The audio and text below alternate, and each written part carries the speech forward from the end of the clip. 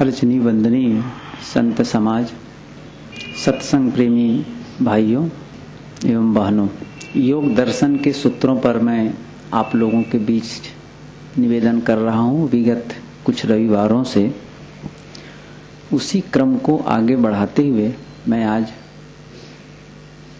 आगे के सूत्र पर कुछ कहना चाहता हूँ। प्रथम पाद के अंतर्गत चित्त वृत्तियों के निरोध के संबंध में चर्चा चल रही थी। चित्त वृत्तियों का निरोध, इसके लिए दो माध्यम योग दर्शनकार महर्षि पतंजल ने कहा था। अभ्यास वैराग्याभ्याम तन्निरोधः। अभ्यास और वैराग्य से वृत्तियों का निरोध होता है। चित्त की वृत्तियां ये हमारे संबंध बनाने में कारण बनते हैं। संबंध किससे बनते हैं? मन से बनते हैं।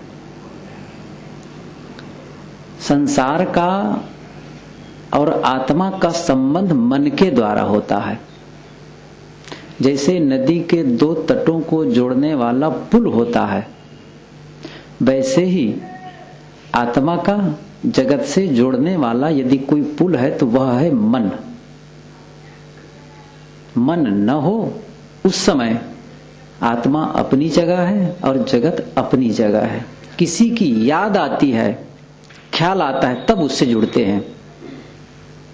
आप घर का ख्याल करते हैं तो घर से संबंध होता है। नहीं, आप अपने माप में हैं, घर अपनी जगह है।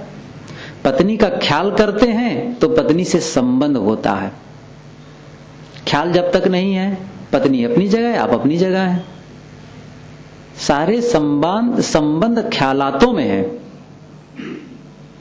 इसलिए मन को संवारने की बात कही गई है। अभी कबीर साहब की ये साखी सुन रहे थे। एक साधे सब साधिया, सब साधे एक जाए, जैसे सींचे मूल को फूले फले अघाए। इन्हीं चित्तवृत्तियों को, इस पर काफी चर्चा हो चुकी है, मैं उसकी पुनरावृत्ति नहीं करना चाहता हूं। तो अभ्यास और वैराग्य, ये दो माध्यम से उन वृत्तियों का निरोध होता है। और अभ्यास के विषय में भी चर्चा हो चुकी है कि अभ्यास है क्या। तत्र स्थितो यत्नो अभ्यासः। स्थिति के लिए यत्न करना अभ्यास है। स्थित आत्मा का आत्मा में स्थिति, आत्मन्येव आत्मनः तुष्टः।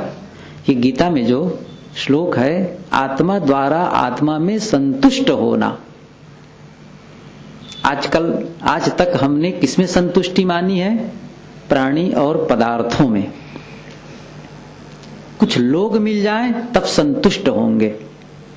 युवक है, अकेला है, लेकिन मुझे संतुष्टि नहीं है, शादी हो जाएगी तब संतुष्टि मिलेगी। शादी हो गई, दोनों को संतोष हो जाना चाहिए कि नहीं, अब बच्चे हो जाएंगे तब संतुष्टि होगी। बच्चे भी हो गए, तब बच्चे बड़े हो जाएं, पढ़ लिख लें, तब संतुष्टि होगी। लेकिन इतने पर भी नहीं, अब उसकी शादी हो जाए, उसको नौकरी लग जाए, या कोई व्यापार बट्टा में वो लग जाए, धन कमाने लग जाए, तब संतुष्टि होगी। इतने पर भी नहीं, अब बच्चे के बच्चे जब तक नहीं होंगे तब तक परेशान। क्या बताएं, लोग क्या कहेंगे? बच्चे के बच्चे नहीं हो रहे हैं, वो भी हो गए। अब फिर कहीं उनका स्वास्थ्य ठीक हो ना हो, उनका खराब हो गया है, तब इधर संतोष मन में हो रहा है, नहीं होती है। फिर पदार्थों के संग्रह के विषय में, मेरा तो मकान हो गया है, लेकिन अब बच्चे का भी होना चाहिए। और दो दो बच्चे हैं, तीन तीन है, तीन तीन का अलग अलग बिल्डिंग होना चाहिए, सबके लिए अलग अलग कारें होनी चाहिए, सब होना चाहिए। और सब के जितने उसके परिवार से संबंधित लोग हैं, पत्नी बच्चे, सब सुखी रहें। किसी का कभी स्वास्थ्य खराब ना हो, किसी का कोई नुकसान ना हो। बताओ, ना 9 मन तेल जुटेगा, ना राधा नाचेगी। क्या ये संभव है? इतने लोगों का संबंध, इतना बड़ा जाल, और किसी का कोई संबंध में कोई अड़चन न पड़े और किसी का कोई नुकसान न हो, बर्फ भूनकर खाने के समान है। हमारी इच्छा कैसी है? जैसे बर्फ भूनकर खाना चाहते हैं। मैं ये कह रहा था कि अभी आत्मा द्वारा आत्मा में संतुष्ट होना है। ये संतुष्टि किसमें मनाते आ रहे हैं? प्राणी और पदार्थों के मिलने पर अब उस स्थान से हटाकर, जहां हमारा मन प्राणी और पदार्थों में अटका है, वहां से हटाकर अब आत्मा की ओर लाना है। यह प्रयास जो करता है यह अभ्यास है। ध्यान दे, तत्र स्थितो यत्नो अभ्यासः, स्थिति के लिए यत्न करना अभ्यास है। और अभ्यास की दृढ़ स्थिति कब आएगी, मजबूती कब आएगी, इस पर भी चर्चा पिछले रविवार को हो चुकी है। उसके लिए 3 शर्त दिए गए थे। वो क्या है, दीर्घकाल, नैरंतर्य और सत्कार आसेवितो। दीर्घकाल, लंबा समय तक अभ्यास करो। कोई 1-2 दिन या 2-4 महीने का अभ्यास से कल्याण नहीं होगा, ध्यानस्थ नहीं हो जाएंगे आप कि सीधे आप समाधि की ऊंचाई में पहुंच जाएं। लंबा समय चाहिए, बहुत काल अभ्यास करी जो वैराग्य प्रवीण, बहुत काल अभ्यास करी जो वैराग्य प्रवीण, दलय विघ्न आसक्ति सब दिन दिन हो या स्वधीन। सद्गुरु विशाल देव कहते हैं बहुत काल अभ्यास करी, वैराग्य में प्रवीण है, वही मार्ग में आने वाली बाधाओं को दूर कर सकता है। नहीं तो आदमी घबरा के भाग जाता है। साधना करते करते भी जो बाधाएं आती हैं, उसमें यदि धैर्य नहीं है, साहस नहीं है, सद्गुरु का संरक्षण नहीं है, तो साधना छोड़ बैठता है। सोचता है कि बहुत लंबे समय से कर रहा हूं, अभी भी वो अपेक्षित सफलता नहीं मिल रही है, क्यों? बारंबार मन कुरेदता है। अब वो जैसा चाहिए वैसा समर्पित हो गए सो वो साधना नहीं कर रहा है, लेकिन फल की इच्छा बहुत जल्दी करने लग जाता है, तुरंत वो मिलना चाहिए, तो वो तो हो नहीं पाएगा। बिना कुछ होने से कुछ होता है। तो दीर्घकाल, फिर वो निरंतरता उसमें आनी चाहिए। ये नहीं कि 4 दिन आप साधना कर लिए, उसके बाद 2 दिन विश्राम कर लिए, फिर आप 10 दिन करने लग गए, फिर 15 दिन विश्राम, ऐसा नहीं चलेगा। निरंतरता चाहिए और उसके बाद समर्पण भाव चाहिए, उसके प्रति प्रेम चाहिए। साधना में, किसी भी काम में सफल होने के लिए समर्पण चाहिए, उसके प्रति श्रद्धा भाव चाहिए। और साधना के प्रति समर्पण भाव ना हो तब तो साधना को भी हम एक टोटका समझेंगे, मतलब एक रूटीन वर्क में कि भाई रोज सुबह उठना है, दातून करना है, ब्रश करना है, टॉयलेट जाना है, आके नहाना है और वहां से निकल के व्यायाम इत्यादि करके बैठ लेना है, थोड़ा रीढ़ तान करके बैठ लेना है या कुछ माला जप लेना है। ये हमारा नियम है, ये नहीं करेंगे तो बनेगा कैसे? एक रूटीन वर्क हो जाएगा, फलश्रुति नहीं होगी, हमारा जो उद्देश्य है उसकी पूर्ति नहीं होगी। इसलिए उसके प्रति समर्पण भाव हो। क्यों कर रहा हूं साधना, क्यों आवश्यक है साधना, इस भेद प्रभेद को जब तक नहीं समझेंगे तब तक जीवन में परिवर्तन नहीं आएगा। तो मेरा विषय आज का है, अभ्यास तक चर्चा हो चुकी है, आज है वैराग्य। दूसरा साधन है वृत्तियों के निरोध के लिए वैराग्य। उस पर ग्रंथकार कहते हैं कि दृष्टानुश्रविक विषय वितृष्णस्य वशीकार संज्ञा वैराग्यम। उनके ग्रंथ को जब पढ़ेंगे तो भेद प्रभेद बहुत आएंगे। मैं उसको बहुत सरल करके कहता हूं। अभी वैराग्य की चर्चा हुई तो वैराग्य के भी 2 भेद हैं, एक पर वैराग्य, एक अपर वैराग्य। श्रेष्ठतर और श्रेष्ठतम। आप लोग भी कहते हैं गुड, बेटर, बेस्ट, आप लोग भी जानते हैं। अच्छा है, उससे अच्छा है, सबसे अच्छा है। वैसे ही एक वैराग्य सामान्य हुआ, लेकिन फिर हुआ अपर वैराग्य, ये श्रेष्ठतर वैराग्य है। फिर पर वैराग्य, वो है श्रेष्ठतम वैराग्य। तो पहले अपर वैराग्य की चर्चा करते हैं। और अपर वैराग्य से, चूंकि वो समाधि के भी 2 रूप बताते हैं, संप्रज्ञात समाधि और असंप्रज्ञात समाधि। आप लोग आगे चलकर जब इस पर चर्चा होगी कि अष्टांग योग, यम, नियम, आसन, प्राणायाम, प्रत्याहार, धारणा, ध्यान, समाधि, ये 8 अंग हैं योग के। अंतिम में समाधि की चर्चा आती है। उस समाधि के वो 2 भेद बताते हैं, एक संप्रज्ञात समाधि और दूसरा है असंप्रज्ञात समाधि। संप्रज्ञात का अर्थ होता है ज्ञात का मतलब जानना, और संप्रज्ञात मतलब अच्छी तरह से जानना। आप उस समय साधना के काल में आप जान रहे हैं कि क्या साधना कर रहे हैं, या किसी आधार को आप जान रहे हैं कि मैं मन को अमुक जगह टिका रहा हूं, ये आप उस अवलंब को समझ रहे हैं, ये ज्ञात है। लेकिन उस समय जब आप कुछ नहीं जानते हैं, वो है असंप्रज्ञात समाधि, और वही पूर्ण स्थित है। इस पर चर्चा समय से होगी। तो पर वैराग्य से अपर वैराग्य से आप संप्रज्ञात समाधि तक पहुंचेंगे। उसी के लिए ऋषि कहते हैं कि क्या करना पड़ेगा, वो वैराग्य क्या है, इस पर सुने। दृष्टानुश्रविक विषय वितृष्णस्य वशीकार संज्ञा वैराग्यम। दृष्ट और आनुश्रविक ये दो महत्वपूर्ण शब्द हैं इसमें। दृष्ट और आनुश्रविक अर्थात एक दिखाई दे और एक सुनाई दे। सरल ढंग से जो देखने में और सुनने में आए, उसके प्रति मन उसकी तृष्णा से अलग हो जाए। होता क्या है, इसको हम सरल ढंग से कहते हैं, एक स्थूल भोग और एक सूक्ष्म भोग। स्थूल भोग इंद्रियों से जो ग्राह्य है, और जिसको दार्शनिक भाषा में कहते हैं प्रत्यक्ष, और जो सूक्ष्म की चर्चा हो रही वो है परोक्ष, आनुश्रविक जिसको कहते हैं ऋषि यहां पर। इंद्रियों से अर्थात आंख, नाक, कान, जीभ, चाम, इन पांचों ज्ञानेंद्रियों से जो पांचों विषयों को ग्रहण करते हैं और इनके प्रति जो हमारा आकर्षण है, उस आकर्षण का मिट जाना। ध्यान दीजिए, देख करके आकर्षित होते हैं, किसी के सुंदर रूप को देखकर आकर्षित होते हैं, किसी के महल को देखकर आकर्षित होते हैं, और सुनकर भी आकर्षित होते हैं। यहां सुनने का थोड़ा दूसरा ढंग है, मैं आपको बताऊंगा आगे चल के। यहां पर इंद्रियां का मतलब स्थूल इंद्रियों से जो हम केवल देखते और सुनते, उसमें कान से भी सुनने की बात आ जाएगी। लेकिन जो और सुनने की बात आई आनुश्रविक, वो है वेदों और शास्त्रों में, विभिन्न ग्रंथों में जो लोक परलोक की चर्चा जो सुने हैं, और वहां पहुंचने के लिए मन आकर्षित होता है, उसके लिए ऋषि कहते हैं।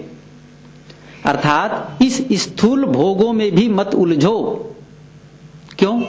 इसलिए न उलझने की बात कही जाती है कि सारे भोग एक दिन छूट जाएंगे। भोग स्वयं नीरस हैं। संसार का ऐसा कोई भोग नहीं है जिससे तृप्ति मिले। आप देखते देखते आपकी आंखें थक जाएंगी, लेकिन पूरा संतोष नहीं होगा। कई बार बड़े सिनेमा के रसिक होते हैं कुछ लोग, तो जब टिकट कटाते हैं सिनेमा का 3 घंटा थिएटर में जाने के लिए, तो डबल टिकट कटाए रहते हैं।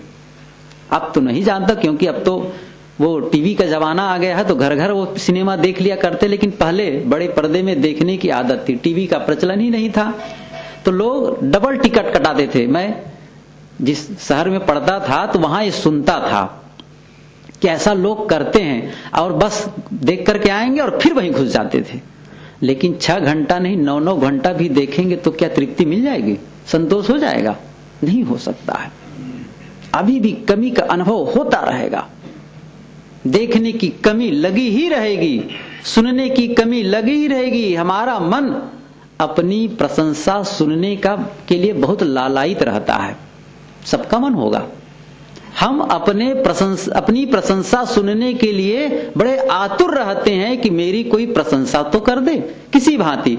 आप अच्छा बोलते हैं, आप अच्छा लिखते हैं, आप अच्छा काम करते हैं, आप अच्छी सेवा करते हैं, आप वो करते हैं वो करते हैं, किसी न किसी भांति हमारे मन में एक आकांक्षा बनी रह जाती है कि कोई हमारी प्रशंसा कर दे। ये भी तृष्णा न रह जाए। देखे सुने, खाने पीने में भी, खाने में स्वाद, विभिन्न प्रकार के स्वाद को लेकर के तृप्त होना चाहता है, लेकिन चाहे जितना खाओ, एक समय आएगा पेट भर जाएगा और मन नहीं भरेगा। क्या कहा जाए, क्षुद्र पेट जल्दी भर जाता है और अभी तक खाने का सामान रखा ही रह जाता है, तृप्ति नहीं मिलती है। संसार के भोग ऐसे ही हैं। और फिर मैं कई बार इस प्रसंग को कहा करता हूं, भोगों में जो आरंभ में आकर्षण होते हैं वो धीरे धीरे धीरे क्षीण होते जाते हैं। शुरू में जो उसके प्रति आकर्षण होता है, या उसमें भोगों में जो संतोष मिलता है वो धीरे धीरे शून्य की ओर चला जाता है। आपको भूख लगी है, आपको प्यास लगी है, तो भूख लगी है या प्यास लगी है, जब आप पानी पीते हैं, जब आप भोजन करते हैं, जो प्रथम गिलास में जो आनंद आएगा पानी पीने में, दूसरे में घट जाएगा, तीसरे में और घट जाएगा, और अंत में आप कहेंगे पानी मुझे बिल्कुल नहीं चाहिए। आपको पसंद ही नहीं आएगा पानी। क्यों? जो पानी के प्रति प्यास के समय आकर्षण था, वो आकर्षण धीरे धीरे पूरा शून्य में चला गया। वही भूख की बात है। प्रथम लड्डू में जो आकर्षण होगा, दूसरे में कम हो जाएगा। अर्थशास्त्र का नियम है, प्रथम ग्रास में जो आनंद आता है खाने में, दूसरे में कम हो जाता है, तीसरे में और कम हो जाता है, चौथे में और कम हो जाता है, और कम होते होते शून्य। एक अवस्था आएगी जब आपको भोजन के प्रति वितृष्णा हो जाएगी। एक अवस्था आएगी जब पत्नी के प्रति वितृष्णा हो जाएगी। हटो तुम यहां से। पति के प्रति भी, बच्चों के प्रति भी, सबके प्रति वितृष्णा होगी, लेकिन वो ज्ञानजन्य न होने से फिर आकर्षित होंगे। कोई मतलब का नहीं है। इसलिए यदि ज्ञानजन्य है, यदि आप विचार पूर्वक उससे आप अपने आप को अलग किए हैं, तो पुनः आकर्षित होने की संभावना नहीं होगी। कोई बीड़ी पीता है, कोई शराब पीता है, लेकिन किसी के दबाव में आकर बीड़ी छोड़ा है, किसी के दबाव में आके शराब छोड़ा है, तब जब दबाव खत्म होगा तो फिर से बीड़ी पीना शुरू कर देगा। लेकिन यदि विचार से वो छोड़ा है, समझ पूर्वक छोड़ा है कि मुझे बीड़ी नहीं पीना है क्योंकि इससे अमुक अमुक नुकसान है, और मैं दिल से संकल्प लेता हूं कि बीड़ी नहीं पीऊंगा, फिर उसको समझा बुझा कर भी बीड़ी नहीं पिलाया जा सकता है। शराबी यदि कोई शराब छोड़ दिया है तो उसे समझा बुझाकर भी शराब नहीं पिला सकते हैं, चाहे जो हो जाए।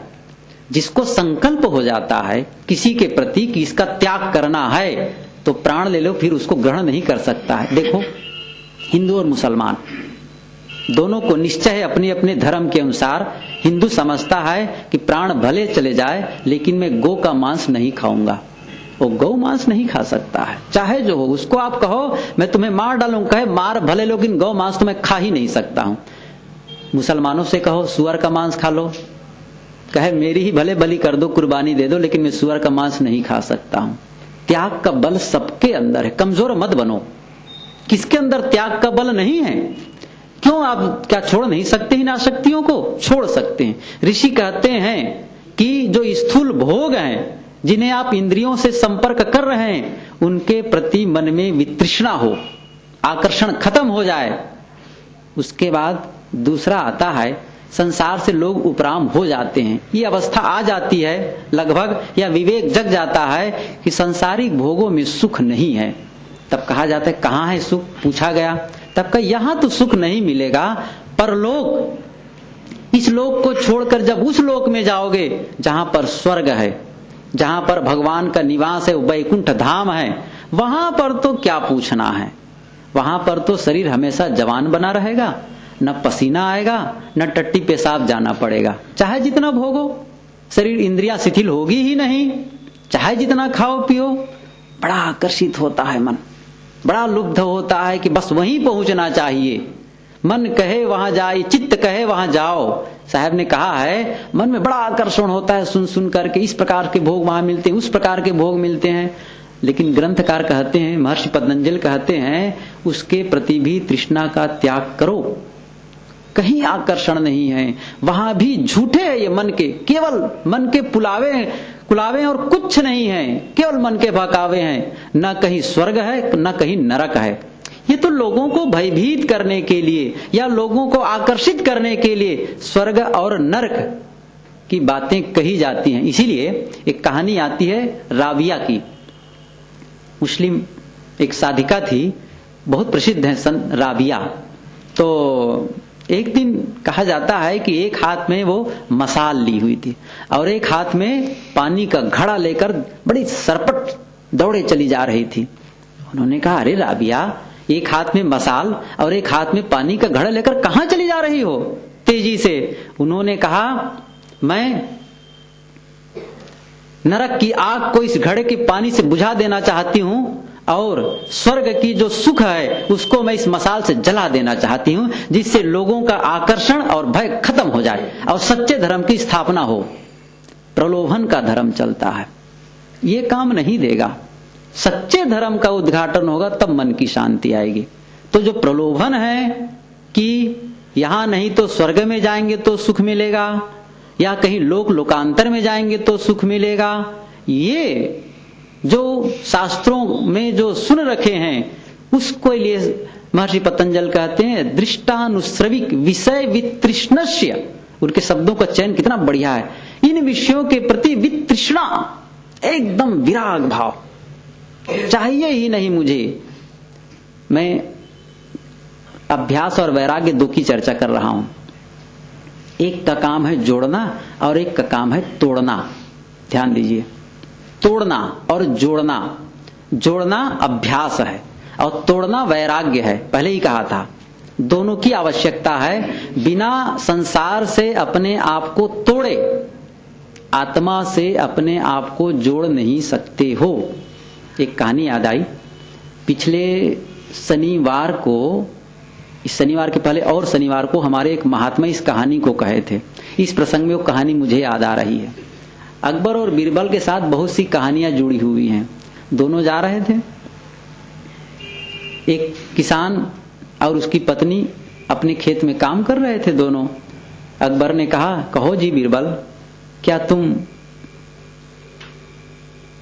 तोड़ना जानते हो? कि हाँ हुजूर, तोड़ना जानता हूं। कि कैसे, जरा बताओ। देखो दोनों पति और पत्नी काम कर रहे हैं यहां पर, जरा उनमें मतभेद करके बताओ, तोड़ के बताओ। कितना प्रेम है दोनों में, एक साथ काम कर रहे हैं। कभी बिल्कुल। अब वो गए, बीरबल तो बड़े नटखट। अब वो जो किसान की पत्नी थी उनको बुला लिए, इधर आओ। आए। अब इतने में कान में चुपचाप कान की तरफ थोड़ा सा मुंह किया और बिना कुछ बोले फिर चल पड़े। अब किसान जब वो चले गए, दोनों आगे बढ़ गए, तो किसान पूछता है बुलाकर पत्नी से कि सुनो सुनो, क्या कह रहे थे वो? आए थे वे लोग कि कुछ नहीं कह रहे थे। कि बेकार की बातें करते हैं, कुछ कैसे नहीं कहेंगे? कुछ तो कहे होंगे जरूर। भाई कुछ नहीं कहे हैं, आप भी बड़े विचित्र हैं। अब बहुत उसी दोनों में तनातनी, इतना तनातनी कि वो एक किनारे काम कर रही है, वो उस किनारे को छोड़कर दूसरे किनारे चली गई। तुम्हारे साथ नहीं काम करना है, जाओ। अब दोनों को तोड़ दिए, अब चले गए उधर। अब फिर लौट करके वो लोग आए तो कहा, क्या तुम जोड़ना भी जानते हो? कि हाँ सरकार, जोड़ना भी जानता हूं। ठीक है, तो जोड़ के बताओ जरा से। दोनों तब नाराज हैं। तो अब किसान को बुलाते हैं बीरबल कि सुनो इधर आओ। किसान आया। अब उसके भी कान में कुछ नहीं कहा, बिल्कुल चुपचाप बिना कहे ही चल दिए। अब उधर उसकी पत्नी बुलाती है कि बताओ क्या कह गए वो? कहें, अरे अब क्या कहा गए, जो तुमको कहा गए वही मुझे भी कहा गए। कुछ नहीं है। अब दोनों आपस में फिर प्रेम से रहने लग गए। कहने का मतलब यह है, एक तरफ तोड़ना है, जो हमारा आकर्षण है संसार के प्रति, उधर से जब तक नहीं टूटेगा।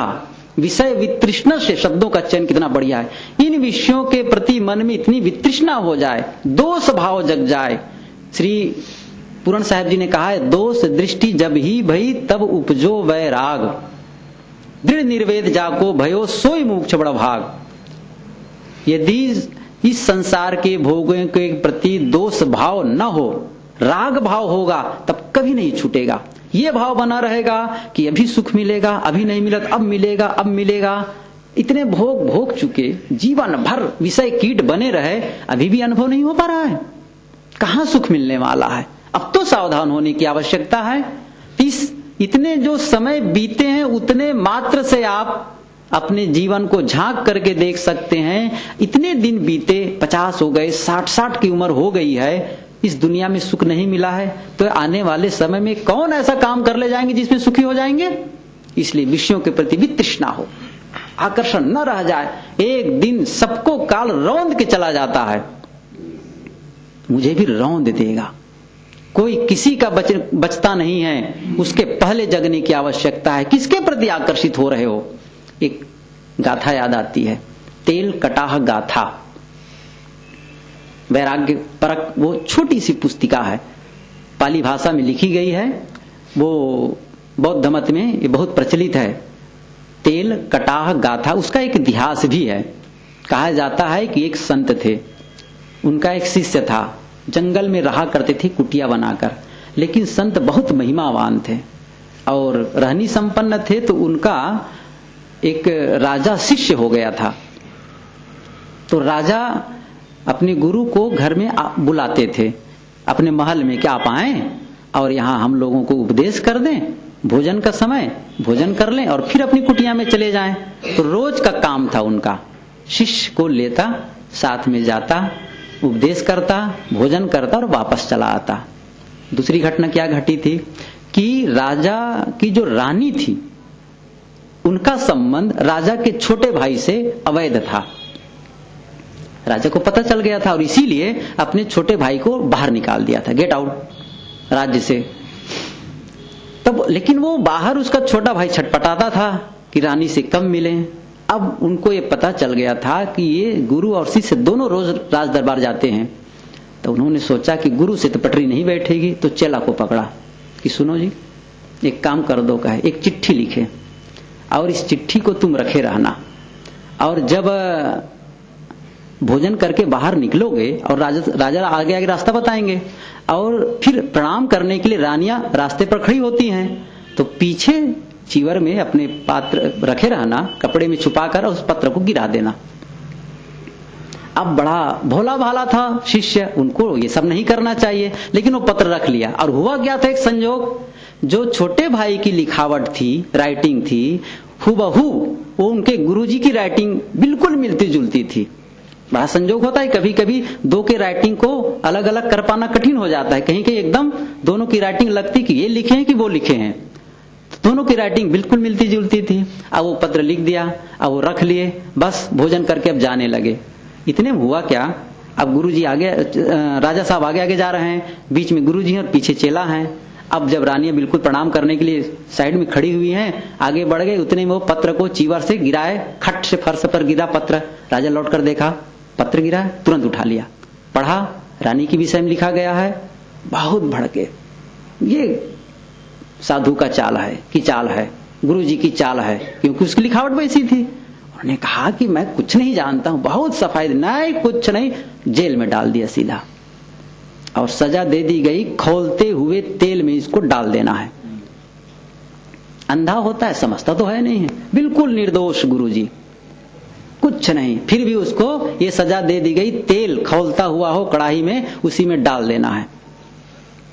कथा तो है, कथा इसी आई है कि तेल में जब डाला गया गुरु को, संत को, तो तेल में खौलते तेल में तैरने लगा, और तैरते तैरते जो कुछ कहा है उसी को लिखा गया है। उस पुस्तक का नाम है तेल कटाह गाथा, उसी का एक गाथा कहता हूं। उसी में एक गाथा है, लिखा है कि महात्मा बुद्ध जो 32 गुणों से, 32 लक्षणों से, गुणों से वो विभूषित थे, उनको भी काल उसी प्रकार रौंद देता है जैसे हाथी कमल के फूलों को रौंद देता है, ऐसे ही काल महात्मा बुद्ध को भी रौंद दिया। कितना द्रावक है कथन। चाहे ज्ञानी हो, चाहे गुणी हो, चाहे धनी हो, चाहे प्रतिष्ठित हो, काल के सामने किसी का नहीं चलने वाला है। किसके प्रति आकर्षित होते हो, किस शरीर के प्रति आकर्षण है, किस पद के प्रति आकर्षण है, किस धन के प्रति आकर्षण है। ऋषि कहते हैं विषय वितृष्णस्य, जिस शरीर में आकर्षित हो रहे हो, आज सुंदर लग रहा है, आज शरीर कसा हुआ लग रहा है, थोड़े ही दिन में वो शिथिल हो जाएगा। इन वैराग्य परक प्रसंगों को जब याद करेंगे आप बारंबार, इन विचारों को जब बारंबार मन में प्रवेश कराएंगे, तब विषयों के प्रति भी तृष्णा होगी। कहीं रागात्मक विचार मन में लाएंगे, विषय वासना के गीत सुनेंगे, तो मन फिर गीला हो जाएगा। इसलिए ऐसे विषयों की मनन चिंतन की आवश्यकता है जिससे विराग बढ़े। संत लोग ऐसे ऐसे उदाहरण चुन के बताते रहते हैं जिसकी याद करने से मन में एकदम वैराग का भाव जगने लगता है। ऐसे ही एक प्रसंग याद आया, बहुत पहले गुरुजी से सुना था। ऐसे ही राजा की बात, उनका एक नौकर, उनकी नौकरानी, तो सुबह का समय नौकरानी झाड़ू लगा रही थी। नौकर चंचल मनचला आदमी आया और उस नौकरानी को पकड़कर उसके स्तन को पकड़ लिया।